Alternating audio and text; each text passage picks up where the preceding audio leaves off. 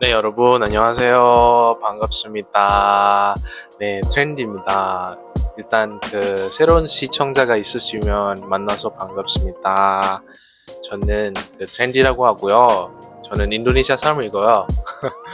저 인도네시아에서 한국 통역사로 일하고 있고, 그리고 한국어 선생님도, 프리랜서 선생님도 지금 활동하는 중입니다. 네, 그래서 지금 제가 기존에 있는 파트 1 영상에서 만들거든요. 그 파트 1 영상에서는 제가 토픽이라는 것을 무엇인가, 그리고 토픽 시험 경험도 공유해봤고, 이 파트 2에서도 계속해서 많은 얘기들, 토픽 관련된 얘기들이 계속 여러분들한테 공유할 거예요. 그래서 쭉 끝까지 보시면 좀 감사하겠습니다. 네, 일단 그거고요. 일단 제가 이런 거는 제가 저번에는 많이 리액션 영상을 많이 만들었어요. K-pop 워낙 좋아하니까. 근데 이런 영상이 처음 찍다 보니까 많이 떨리기도 하고 많이 버벅거림이 있으면 여러분들이 많이 이해해 주셨으면 감사하겠습니다. 네. 네, 일단 인도네시아어로 다시 바꾸겠습니다. So, jadi I'm so nervous right now. Jadi kita lanjut lagi kali ya bahasan kita sampai mana di part 1. Jadi di part 2 ini tuh mungkin gue akan bahas tentang passing grade dulu. Nah, jadi di part 1 kan gue udah cerita tuh sama kalian kalau topik itu tuh ada 2 jenis, topik 1 sama topik 2. Topik 1 itu tuh bisa based on nilai ya. Nanti nilai lo keluar kan, and then dari nilai lo akan ditentuin lo level 1 apa level 2 kalau lo ngambil topik 1. Jadi topik 1 tuh cuman kebuka sampai level 2. Tapi kalau misalnya lo ngambil topik 2 akan kebuka sampai level 6. Jadi lo punya akses untuk meraih level 6, paling tinggi level 6. Jadi level-level topik itu tuh ada level 1, level 2 untuk akses topik 1, level 1, 2, 3, 4, 5, 6 untuk akses topik 2. Nah, gitu. Jadi levelnya ada 6 kan. Nah, sekarang kita ngomongin passing grade sebenarnya. Untuk passing grade sendiri itu tuh kalau topik 1 itu tuh total marks-nya nilai full ya. Nilai full topik 1 itu tuh 200. Kalau misalnya level 1 itu passing marks-nya itu 80. Kalau topik 2 passing marks-nya itu tuh 140. Gitu. Perfect score-nya di 200. Nah, untuk topik 2 perfect score-nya itu tuh di 300. Kan topik 2 itu tuh kan mulai dari level 3 sampai level 6 kan. Nah, level 3 itu tuh mulai dari passing marks-nya 120, level 4 passing marks-nya di 150, level 5 passing marks-nya di 190, sama level 6 passing marks-nya di 230. Gitu. Perfect score-nya di 300. Nah, nanti kalau misalnya nilai Yorobun udah keluar, nanti dilihat Yorobun itu tuh masuk di passing marks yang berapa. Nanti masuk di level yang berapa gitu. Nanti di sertifikatnya ada keluar tuh bahwa Yorobun udah mengikuti topik pada tanggal ini, terus expiration date buat sertifikatnya sampai tanggal segini, levelnya sampai segini, nilai-nilainya segini. Kalau topik 1 reading sama listening aja, tapi kalau topik 2 reading, listening sama writing. Gitu. Nah, nanti nilainya di total semua dilihat berdasarkan passing marks lagi. I think itu aja sih kalau buat passing marks gitu. Terus kalau misalnya buat vibes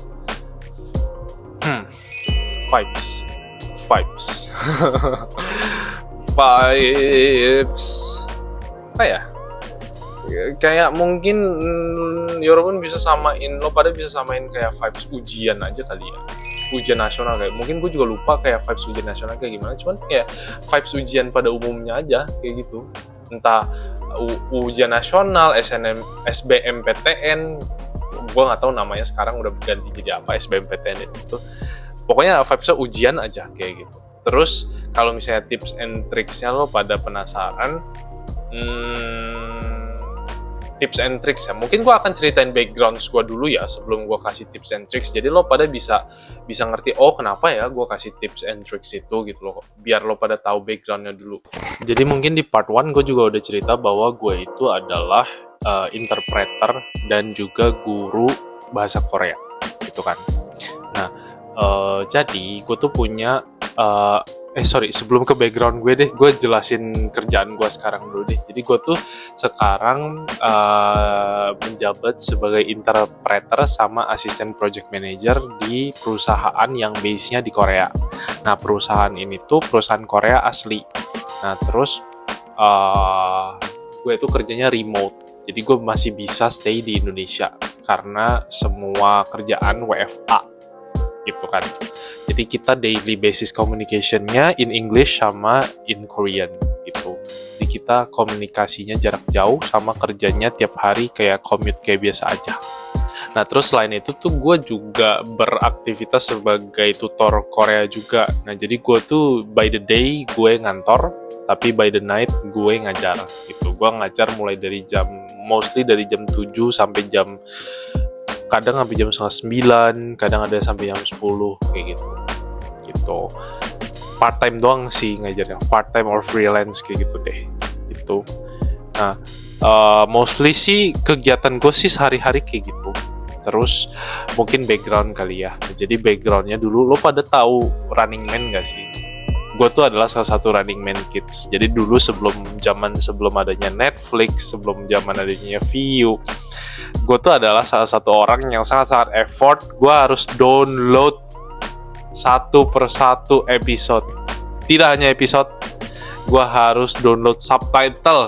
Kalian masih ingat Subsin, Lebah Ganteng masih ingat? Itu tuh tiap minggu gue harus nangkring nontonin, nungguin.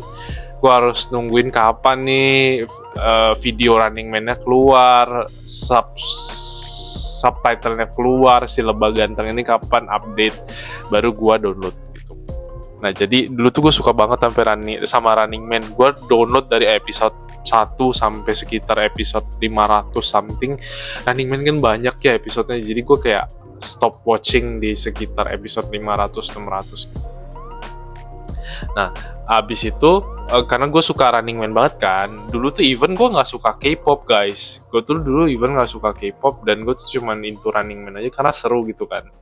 Nah terus di situ kan ada caption, bukan caption ya, maybe kayak suppers gitu, maybe kayak tulisan-tulisan yang keluar di Running Man itu kan banyak tuh. Nah terus mereka juga kan sering do the conversation in daily life basis language gitu kan, kayak mohe, kamsahamnida, gomawo, terus kayak ya, ishiki, kayak gitu kan. Nah start dari situ gue kayak makin lama, karena itu tuh satu-satunya kayak my escape dari daily routine gue, which waktu itu gue masih sekolah kan. Itu salah satu daily routine escaping gue dari segala jenis stres yang gue terima di sekolah gitu. Karena gue suka, gue jalanin dengan enjoy, tanpa gue nyatat. Gue tidak mencatat satupun, gue tidak lewat buku satupun. Gue tuh lebih kayak nonton nih, lucu, dia ngomong apa ya, gue kayak pause, terus habis itu gue pindah ke Google Chrome, Google Translate, and then gue translate, and then habis itu gue balik lagi, kayak gitu aja guys. Terus lama-lama 1 tahun, 2 tahun, 3 tahun kayak gitu. Lama-lama kayak ada yang nyangkut dikit-dikit gitu, gitu. Dari situ, dari Running Man tuh mulai deh membuka jalan gue kemana-mana. Variety show yang lain, pertama K-pop, bukan K-pop doang, gue juga suka band-band indie Korea. Terus bukan cuma itu doang, drama, film ya sometimes lah, tapi gue nggak tahu suka drama sama film, sedikit lah. Terus kayak daily life, culture, makanan, mulai dibuka satu-satu gitu loh tentang Koreaan kayak gitu. Jadi sampai at that time gitu tuh gue realize kayak pas gue buka YouTube, anjir kenapa konten Korea semua ya gitu kan. Awalnya gue masih nonton pakai subtitle gitu kan. Nah terus as time goes by kayak gitu aja, waktu lewat kan. Terus 2022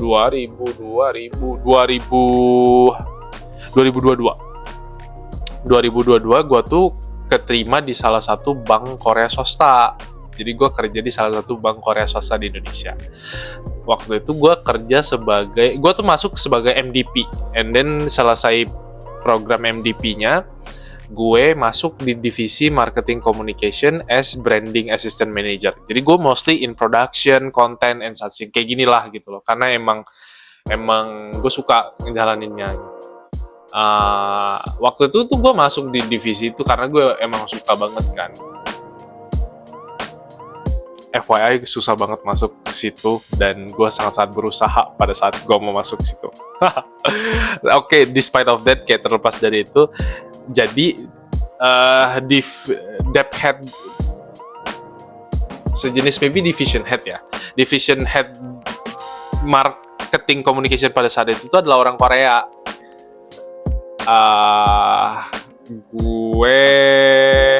Gue respect banget sama dia. Dia orang Korea, mentor orang Korea pertama yang setelah itu gue nggak pernah lihat orang Korea sebaik dia. Jadi I was lucky to have you as my mentor. Kayak sampai sekarang gue masih respect banget sama dia, gue sayang banget sama dia, walaupun maksudnya nggak sesering itu komunikasi, tapi komunikasi masih jalan. Tapi dia he taught me about many things about that time.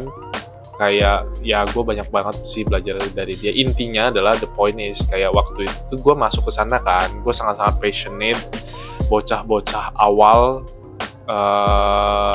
pada saat itu masuk dengan passion yang sangat gede. Terus dia bilang dia tahu gue bisa bahasa Korea, tapi dikit-dikit kan pada at that time gitu. Dia ngomong sama gue, lo kan bisa bahasa Korea, kenapa nggak lo coba tes topik aja gitu loh. Pada saat itu tuh gue even daily communication bisa, tapi nggak jago men. Maksudnya daily communication bisa, tapi kayak kalau untuk bahasa formal meeting kayak MOM, maksudnya dokumen-dokumen tertulis gitu, I think for sure masih ada lacking of something gitu. Nah, gue cuman lancar di daily basis communication aja pada waktu itu tuh, karena the result of gue nonton Korea for the last 10 years kan gitu loh. Jadi untuk communication gue udah ya nggak punya problem yang gede lah pada saat itu. Nah terus habis itu dia rekomendasiin gue kan, apa lo nggak ambil tes topik aja, kata dia, coba tes kemampuan lo sampai mana. Udah gue ambil kan. Pada saat itu tuh gue ambil, gue tipe yang sangat-sangat manja. Actually, manja dalam hal kayak gue benci banget yang namanya stres. Jadi gue bener-bener gak mau namanya stres. Kayak if I have to take something that will give me stress, like I don't want to take it. Kayak, lebih baik gue kayak nggak mau, lebih baik gue nggak deh gitu. Gue tuh tipe yang kayak gitu actually. Nah jadi gue memutuskan untuk gue nggak belajar guys. Gue bukan bragging, sorry banget kalau misalnya lo pada mau hujat gue bukan bragging. Tapi emang dasaran gue males aja. Emang dasaran gue males aja, gue nggak mau belajar. Tapi gue bungkusnya kayak gini, gue brandinginnya kayak gini. Gue nggak mau belajar karena gue tuh pengen ngetes seberapa jauh sih kemampuan asli gue, kemampuan base gue. Karena ya as you realize gitu, kadang kalau kita belajar gitu tuh kan, kadang ya, ini sejenis excuse sih. Kadang tuh kalau kita belajar kan besoknya, lusa, kapan gitu kan lupa. Even gue aja sekarang kayak gue nggak inget Pitagoras, algoritma, himpunan gitu-gitu, gue algebra gitu-gitu gue lupa gitu. Jadi kayak terus gue sekarang di usia sekarang kayak gue mikir kayak dulu ngapain ya gue susah-susah belajar itu ya. Nah in terms of concern kayak gitu, jadi gue kayak mikir udahlah, having a good time aja deh, kayak having a good experience aja gitu loh. Siapa tahu bisa berguna buat gue, siapa tahu gue have fun gitu kan. Jadi gue nggak mau belajar, gue nggak mau make myself stressing so much pada saat itu kan. Udah, jadi gue kayak dengan sangat-sangat stress free, pada saat itu gue langsung daftar, and then gue pergi ke lokasi pada hari H tanpa belajar sedikit pun. Iseng aja, iseng, nyali.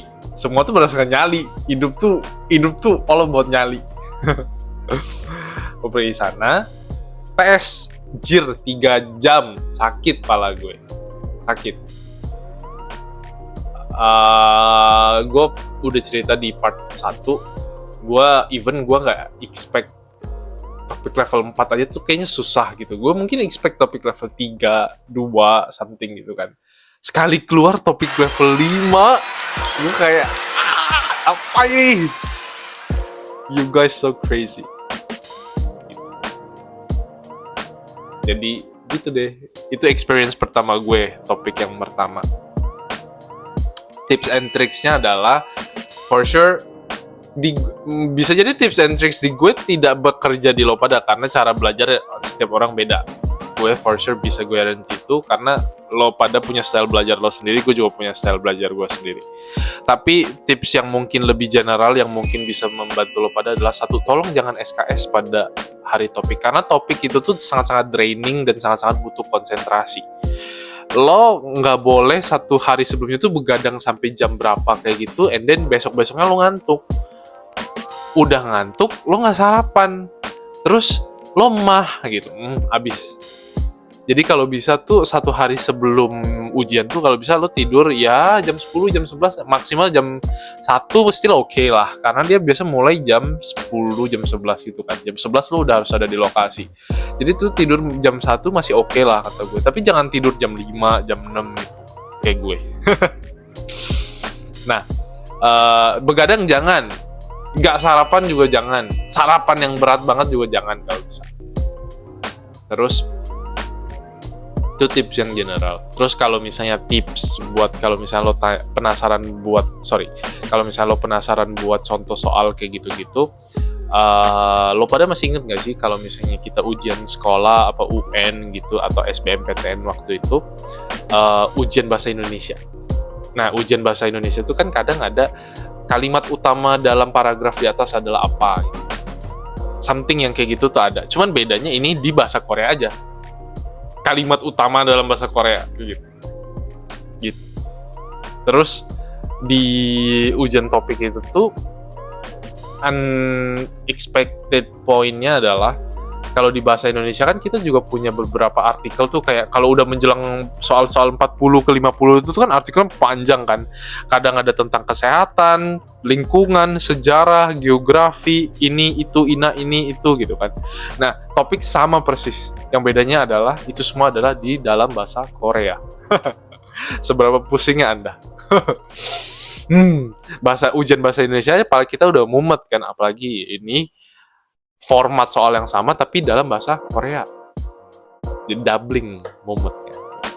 Jadi kayak lucky me banget. Gue tuh sangat-sangat, one thing that I really grateful about me adalah gue nggak belajar. Jadi gue kayak nggak stres sebelum gue ujian, dan biarkan stresnya itu tuh hanya pada saat gue selesai ujian. Tapi anyway ujiannya juga udah selesai gitu loh. Jadi gue nggak akan stressing so much gitu loh. Karena itu tuh sangat-sangat draining, dan hidup udah susah, hidup udah stres, jadi buat apa dibuat stres lagi gitu. Tips and trick soalnya itu.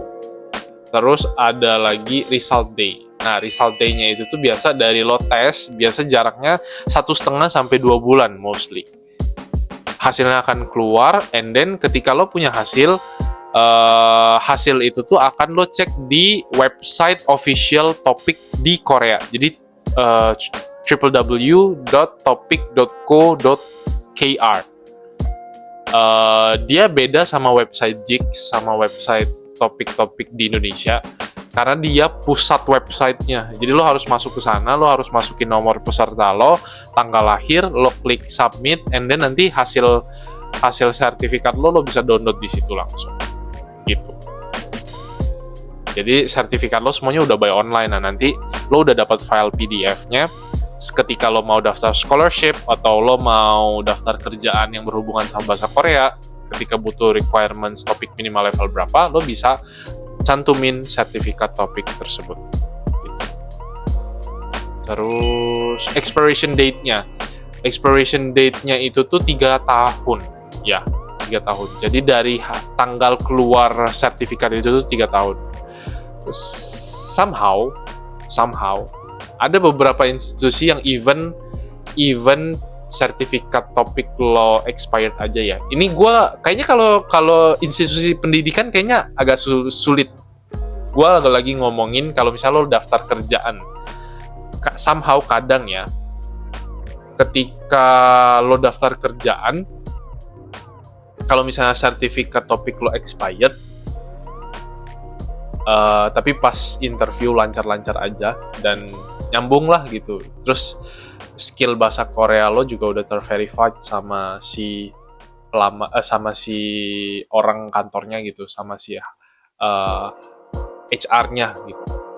Somehow kadang nggak masalah juga, tapi kadang ada juga institusi yang butuh sertifikat yang up to date, yang masih berlaku.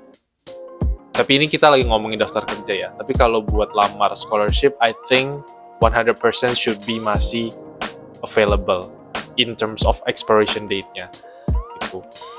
Tapi kalau buat kerja sebenarnya case by case actually itu. I think itu aja. Mungkin sebenarnya masih banyak sih things to share about me, Korean language topic, Korean experience, Korean company, Korean culture, Korean experience. Tapi gue tuh for sure video pertama gue pengen buat tentang topik dulu deh, karena topik ini tuh adalah kunci utama sebelum kalian melangkah lebih jauh dalam dunia perkoreaan ini. Kalau misalnya memang kalian serius dan berambisi ya, maksudnya gitu. I think that's all for me guys. Kalau misalnya kalian punya komen apa yang pengen kalian tahu, boleh banget share aja. Something yang bisa gue balas di komen, pasti gue akan balas. Something yang menurut gue oke dan panjang buat gue bahas, akan gue jadiin tema buat topik video gue berikutnya. 일단 저는 여기까지로 하겠습니다. 일단 너무 많은 정보를 제 기준으로 물론 많이 줬고요. 일단 이 정보를 가지고 여러분한테 쓸 수 있는 정보가 되기를 바랍니다. 일단 제가 이거를 개인적인 경험을 바탕으로 얘기를 했어요. 그래서 아무도 상처 주지 않고 싶었고, 그리고 디스클로셔 하고 싶어요. 이거는 그냥 제 개인적인 경험이에요. 아무도 언급을 안 했고, 그냥 자랑하고 싶은 생각도 아예 1도 없었고, 그냥 공유하고 싶고, 나는 이렇다, 나는 이러는데 만약에 너가 하고 싶으면은 참고해도 된다, 약간 그런 마인드 가지고 이 영상을 만들어 봤어요. 그래서 여러분들이 좀 많이 이해해 주시고 많이 저를 이뻐해 주셨으면 좋겠어요. 계속 항상 사랑 타령이야. 이쁜 타령이야. 네, 그럽니다. 일단 저는 여기까지로 하고요. 다른 영상에서, 다른 기회에서 많이 만나셨으면 좋겠다는 생각이 들고요. 계속 우리 함께해서 소통해요. 네, 시청해주셔서 지금까지 감사합니다. 트렌디였습니다. 네, 감사합니다. Thank you guys. Kita ketemu lagi di next video ya, dengan topik yang berbeda. Semoga bisa membantu info-info ini. Bye-bye. 좋은 하루 보내세요. 감사합니다.